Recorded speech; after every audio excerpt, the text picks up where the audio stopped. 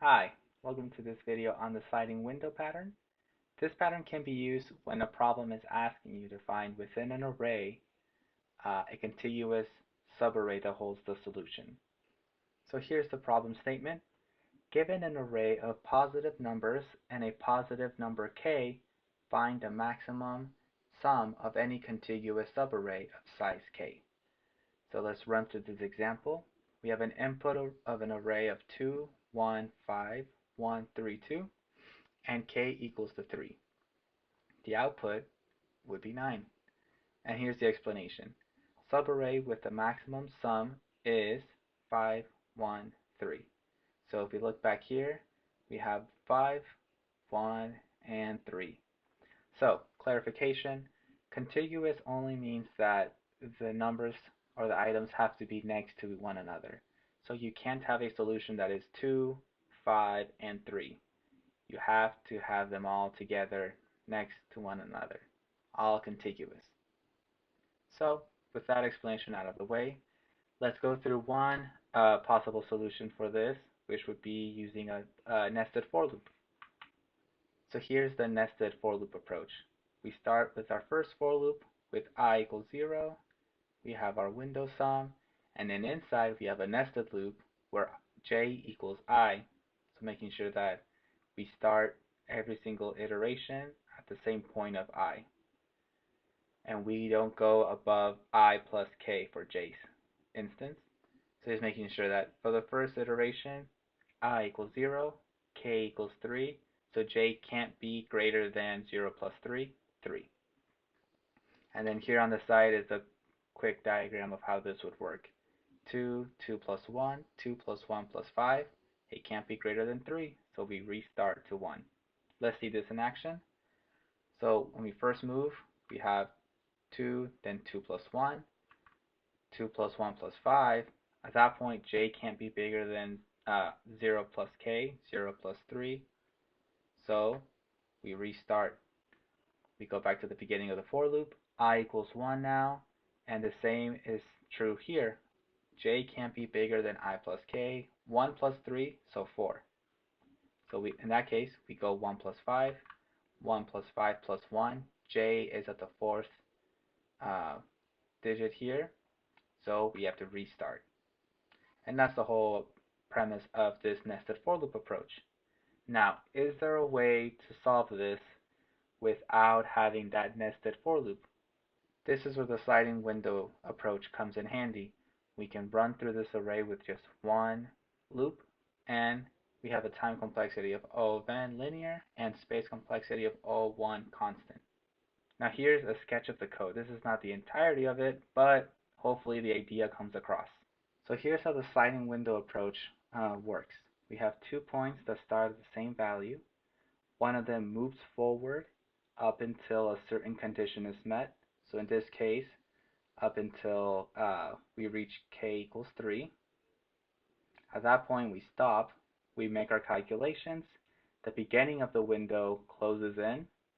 And now since we moved that and decremented the window by 1 or by x amount, we then can move the other part again forward until the condition is met again, and we move in this sort of stepwise motion.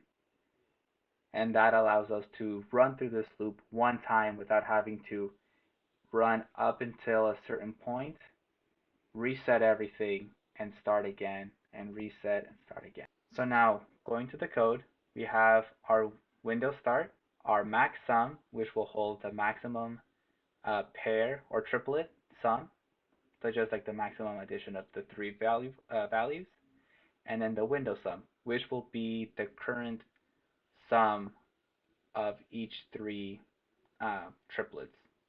So here we have our for loop, which we initiate window end to 0, so window start and window end are at the same position. Then we move window end until the end of the array, and we increment window end by 1 each time.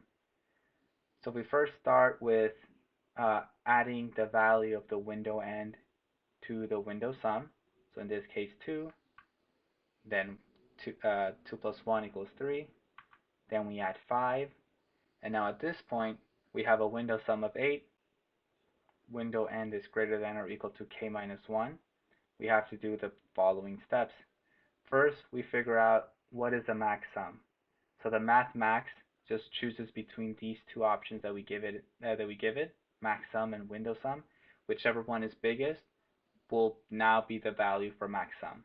So in this case, window sum 8 is greater than 0, so max sum turns into 8.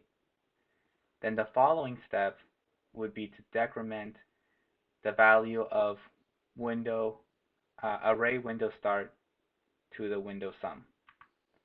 That just ensures that when we make our last step, moving stepwise forward, we still don't carry that 2, since we're only finding the sum of the 3 contiguous elements. We don't want to keep track of the previous elements that we've passed. So once those steps have been finished, we can now continue moving forward, and we proceed with moving window end plus 1. We add that value, so now it's 1 plus 5 plus 1, and again we reach that condition of window end being greater than k minus 1. So now we do the same 3 steps as we did last time. We check for the max sum, so in this case we keep the previous value of the triplet sum because 8 is greater than 7. We decrement the current window sum by the array window start, and then we move forward 1 in our window. And then we continue. We add to the window end, and we do the same thing. So at this point, the max sum will be 9 because our current window sum was greater than the previous of 8. We decrement the value of window start to window sum, and we move the window start by 1. So in this case, we would just continue going forward up until the end of the array. There's only one more combination, but we would have the solution of 9. So that's an example of the sliding window approach. And again, when would you want to use this? When you're asked to search or to traverse through an array, and the solution lies within a contiguous subarray.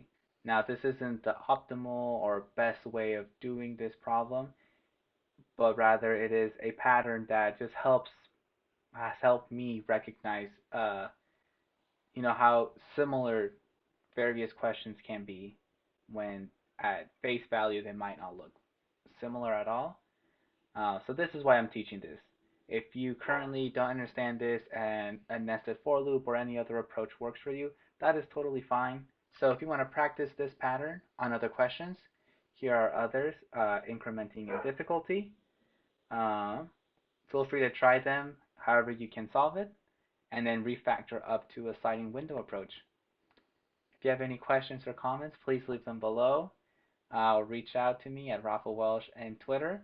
Otherwise, have a great day, and thank you very much for watching.